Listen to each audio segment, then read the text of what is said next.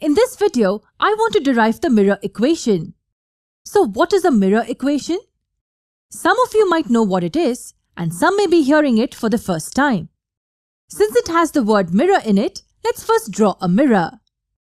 Should we draw a concave mirror or a convex one? Well, the mirror equation works for both.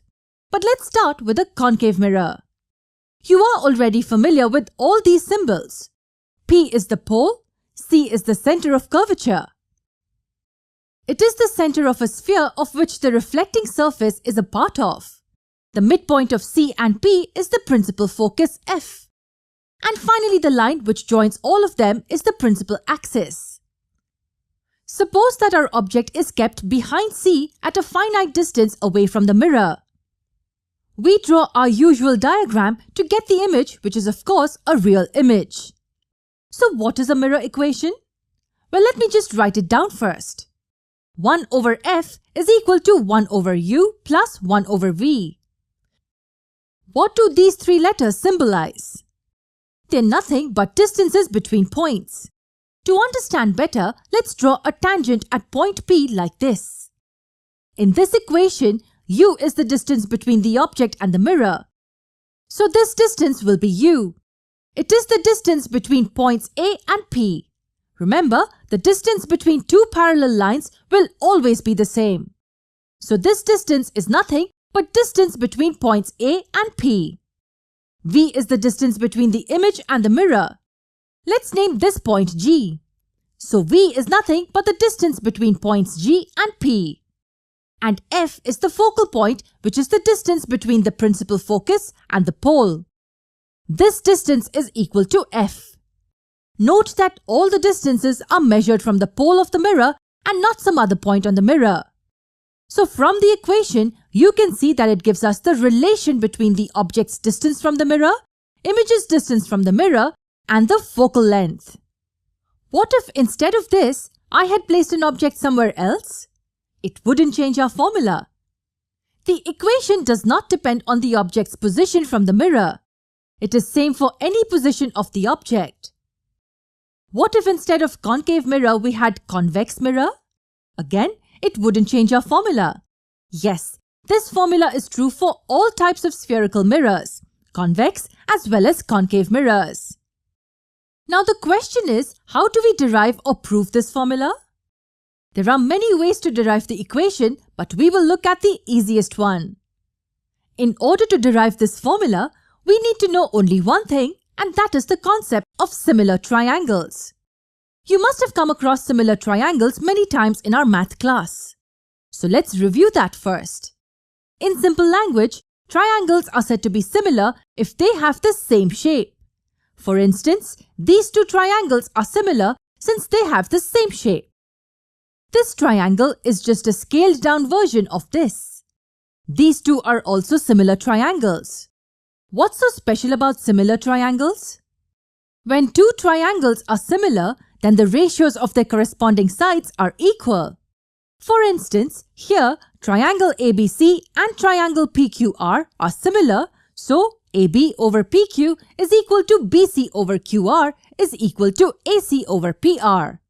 And this fact is going to help us derive the mirror equation. The second thing about two similar triangles is that all the corresponding angles have the same measure. For example, here, angle A is equal to angle P, angle B is equal to angle Q, and angle C is equal to angle R. This also works in the reverse. That is, if for any two triangles, if we prove that their corresponding angles are equal, then they are similar triangles. This is called AAA test of similarity for proving two triangles similar. Similarly, if the ratios of their corresponding sides are equal, then the triangles are similar. Okay, let's go back to our figure for the mirror equation. Now from the top of the object, let me draw a line that meets the tangent at point B. This line is parallel to the principal axis. And from this point on the image, let me draw a parallel line again to the tangent at point D. Note that points B and D are not on the mirror. They're on this tangent which is drawn at point P. But actually, both the points are very close to each other in reality. This is because we have seen in our previous video that the aperture of the mirror that we are considering is much smaller than the radius of curvature. Because of the smaller aperture, these distances are very small, and so we can assume these 2 points to be on the tangent. So we can assume these 2 points to be 1 point and these 2 points to be 1 point. Now consider these 2 triangles. Are these 2 triangles similar? Let me first just draw them separately here. We see that angle OAF is equal to angle DPF. Why? They both measure 90 degrees. What about these 2 angles? Angle OFA and angle DFB? When 2 lines intersect, the vertically opposite angles are always equal. Hence, these 2 angles are equal too. What about the remaining angles? How do we show that they are also equal?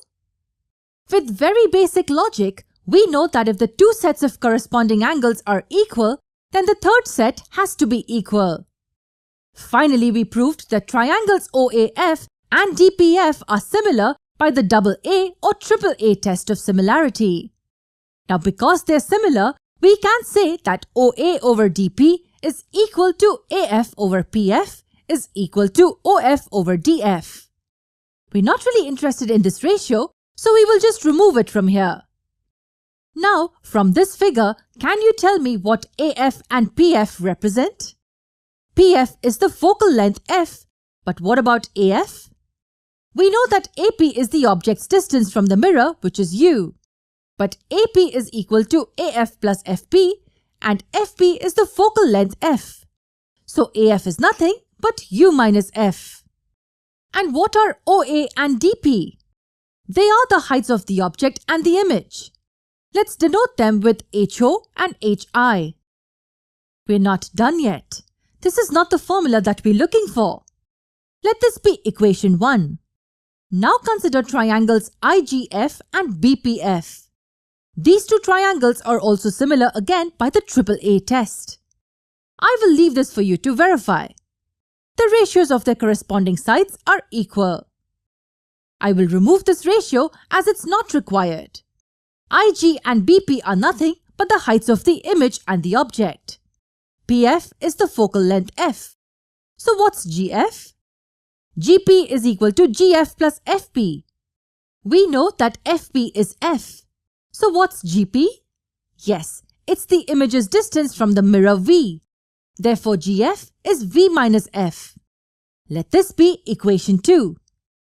Now let's invert equation 2 to get the third equation. We are almost there now. So we have these 2 equations now with us. They both have the same term on one side of equal to sign, so the other 2 sides will be equal. Cross-multiplying and solving further will finally give us the required mirror formula. Finally, we have our mirror equation in front of us. It was fun to derive it, wasn't it? However, this is not the only way to derive the mirror equation. Now, if you remember, at the start of the video, I told you that this is a general equation. That is, this equation is valid for any position of the object and for any spherical mirror under consideration. But is it so? In order to use this equation, we must make sure that some rules are followed. We will see those rules in our next video.